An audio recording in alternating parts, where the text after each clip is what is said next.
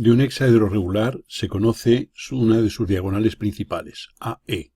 Se sabe que uno de los vértices más próximos al extremo A de la diagonal se sitúa en la posición que queda lo más a la derecha posible. Bien, nosotros vamos a fijarnos en la figura y esta es la diagonal AE que se nos aporta en el enunciado. Sabemos que los puntos próximos a la A, como son el B, el G y el C, forman un triángulo equilátero, de modo que el lado de ese triángulo es la diagonal de cara. Obsérvese que este lado, BG, es la diagonal de esta cara que tenemos aquí. Este lado, BC, es la diagonal de la cara de la izquierda y el lado CG es la diagonal de la cara de la parte delantera izquierda, es decir, de esta cara que estamos marcando a continuación. Se sabe que, digamos que el centro de ese triángulo que se forma, este triángulo de lado, la diagonal de cara, ese centro se sitúa en un punto de modo que la distancia de O a A, es decir, del centro al extremo A de la diagonal, es la tercera parte de la diagonal AE. Digamos también que si nos fijáramos en el extremo E de la diagonal, habría otros tres puntos como son el H, el H, el D y el F, que no los vamos a unir, pero que unidos formarían otro triángulo idéntico a este, pero desfasados 60 grados. Y el centro de ese otro triángulo sería un punto de la diagonal AE que dista del extremo E la medida igual a un tercio del valor total de dicha diagonal.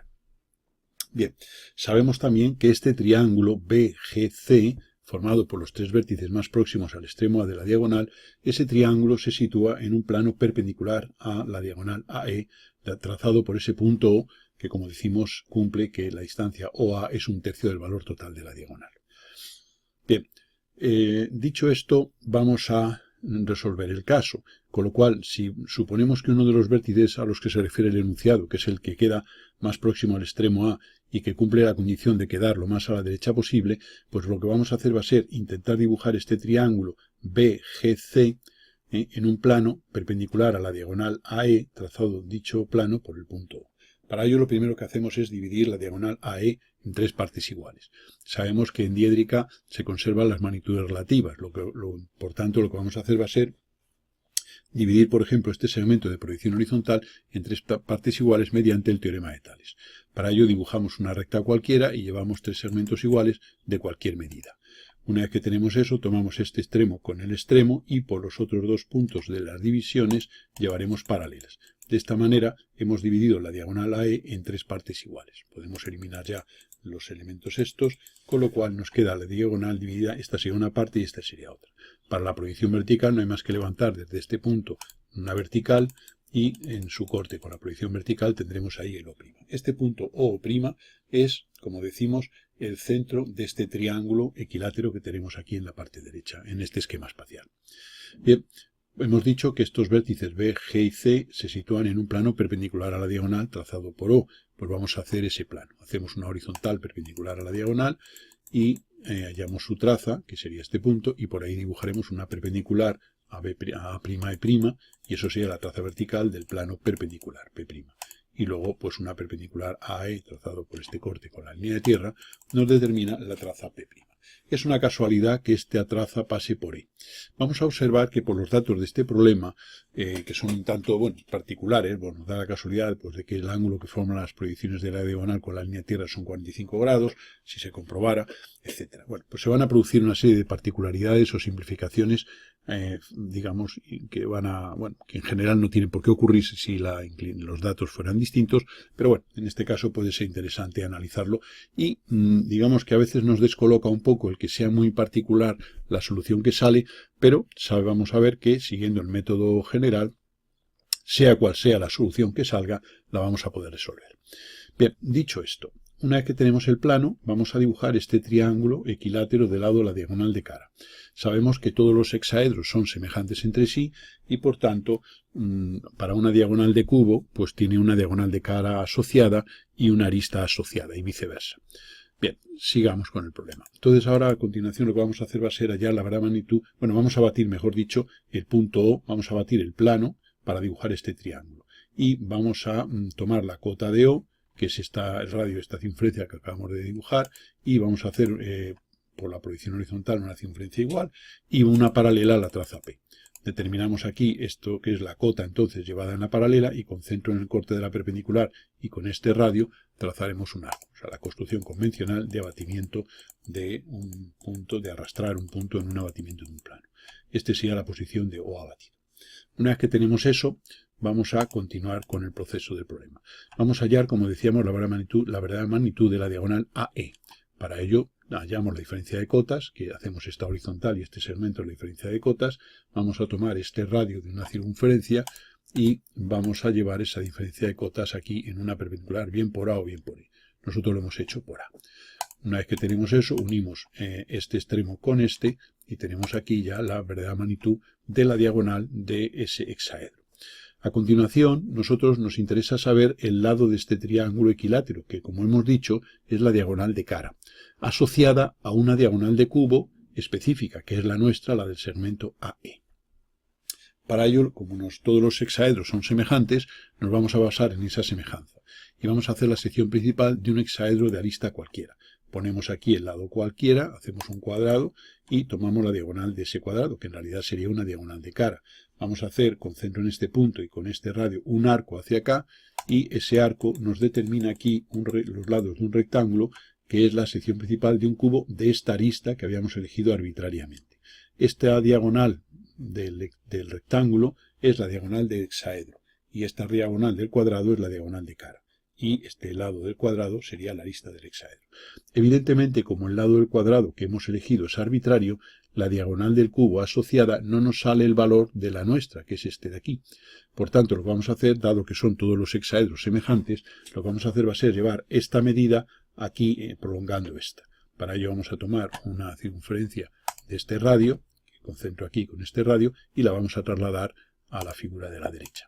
Una vez que estamos aquí, alargaremos la diagonal del cubo auxiliar y sacaremos aquí en su corte con esta circunferencia ya la diagonal transportada y ahora ya por paralelas cerraremos un rectángulo que representa la diagonal de nuestro hexaedro, de la cual esta es su arista, esta es la diagonal del hexaedro y este lado es la diagonal, digamos, de cara, que corresponde a esta de aquí, que es precisamente el lado del triángulo equilátero que queremos situar en este abatimiento.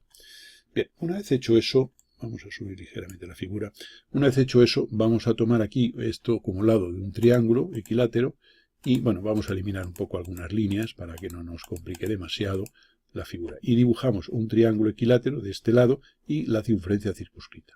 Y la trasladamos a este centro abatido que teníamos aquí.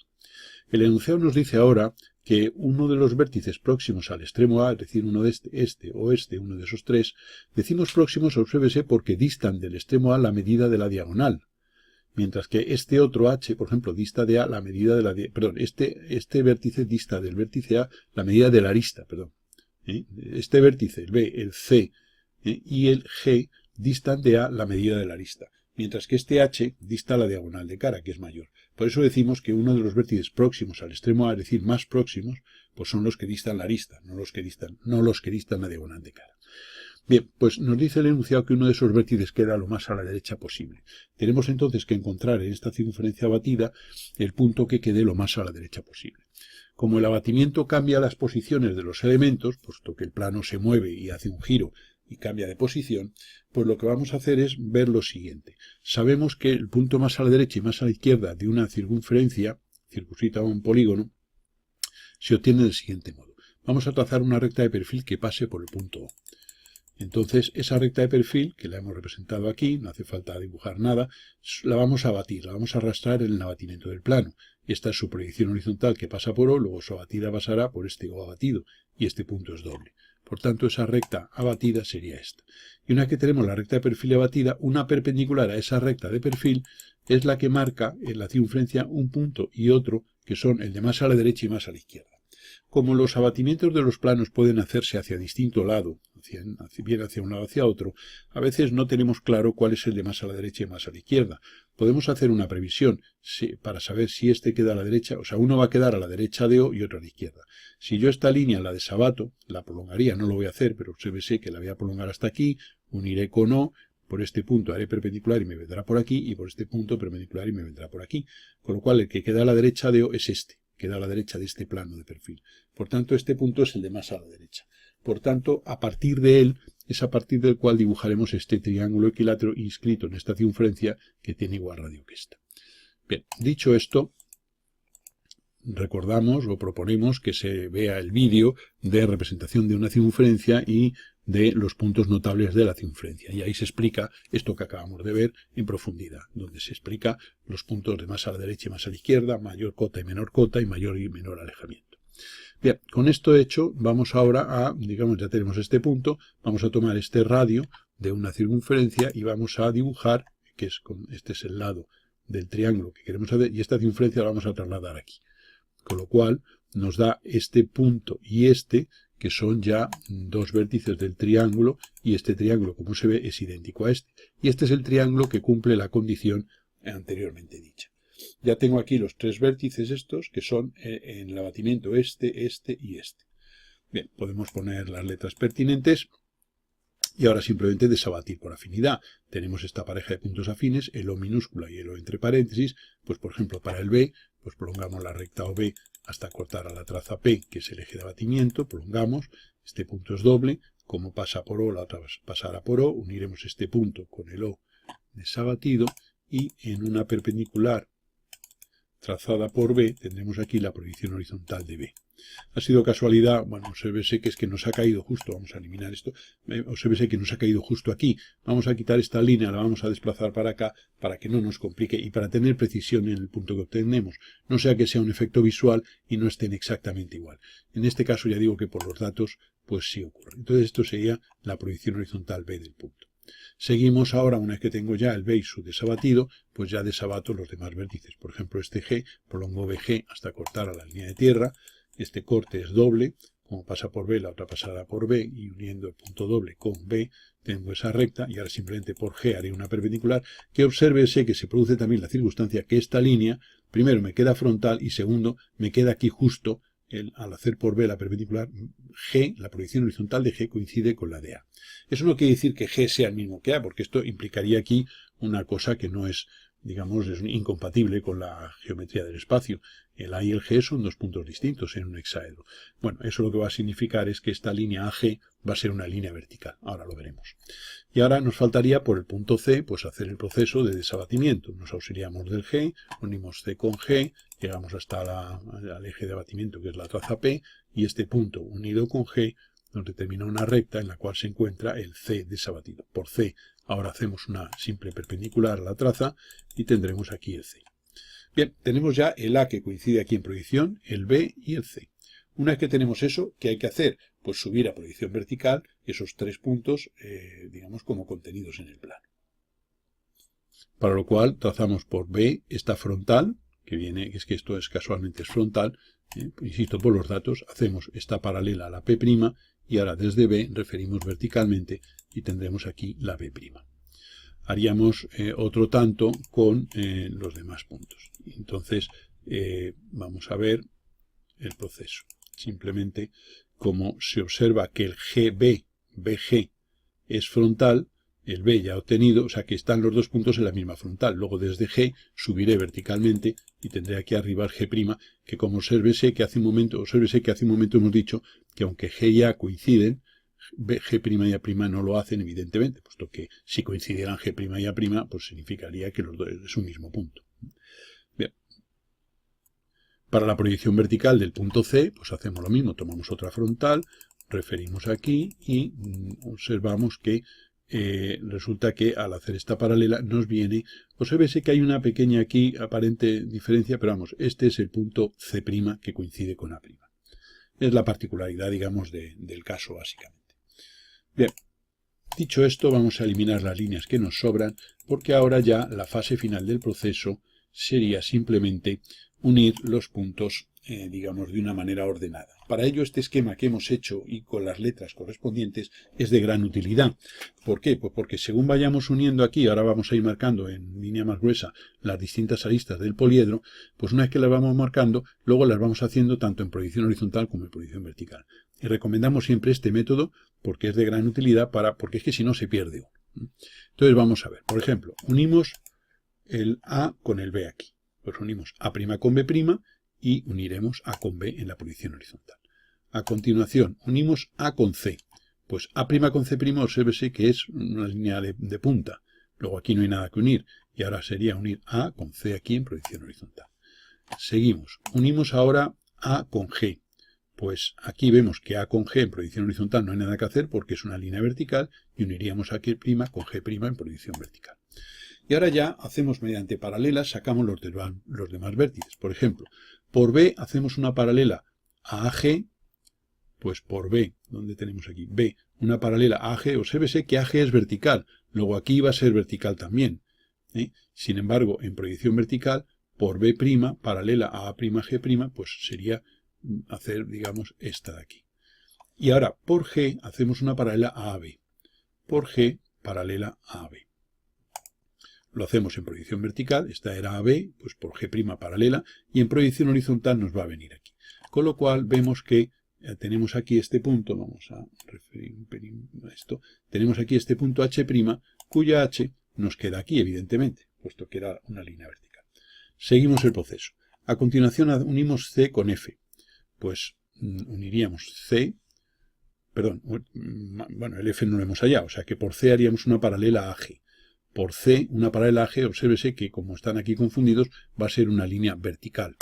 Y en proyección vertical, por C, hemos dicho, paralela a AG. Pues por C aquí queda todo confundido, como se puede ver. Y sacamos aquí entonces este punto F', F. Y ahora simplemente si unimos F con E, que es esta de aquí, tendremos esto cerrado, y si por E unimos con H, tendríamos esto de aquí. Entonces, como se puede ver, tenemos ya aquí todos los vértices que, insisto, no es normal que las proyecciones de un cubo nos queden así, que sería como si fuera una cara frontal y una horizontal. Pero la particularidad de los datos, tanto de la inclinación de la diagonal como de lo que sería el dato ese de que un vértice quede lo más a la derecha posible, esa combinación de datos ha hecho que las proyecciones de este hexaedro queden como aparece aquí en la figura. En un caso normal quedarán las caras serán paralelogramos y tendrá un aspecto de cubo. Obsérvese que al unir estos puntos, esta es la diagonal AE, que no, en fin, y esta es la diagonal AE en proyección, o sea que podríamos unirlo para recordar aquí los datos de partida. Esta era la diagonal AE, proyección vertical y en proyección horizontal. Y este sería el caso. La idea es que se observe el proceso interesante. Una vez que hemos obtenido estos tres puntos, con la condición que nos marque el enunciado, pues es interesante el ver, digamos, cómo unirlos. Entonces, siguiendo aquí con un cierto orden y traduciendo ese orden directamente primero a una proyección y luego a otra, para que no se nos quede ninguna arista. Tendríamos de esta manera las proyecciones de ese hexaedro.